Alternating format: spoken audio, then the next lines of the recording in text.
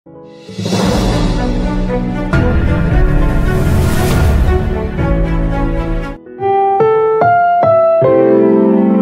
programang ito ay rated SPG. Striktong patnubay at gabay ng magulang ang kailangan. Maaaring may masiselang tema, lengguwahe, karahasan, sexual, horror o droga na hindi angkop sa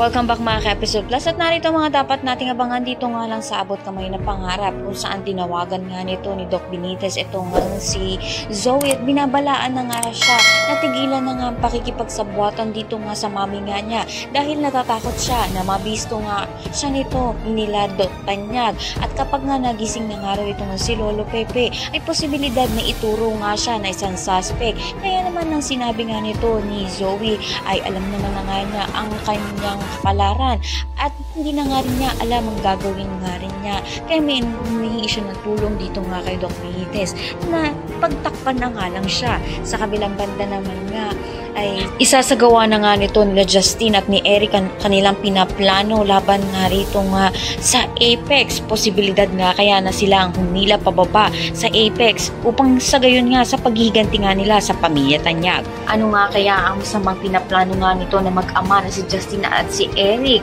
magiging kakampi nga kaya sila o kaya naman isa na naman silang kontrabida pumalit dito nga kay na Zoe at kay Moira. Lahat na yan abangan natin. Maraming salamat, Sinta.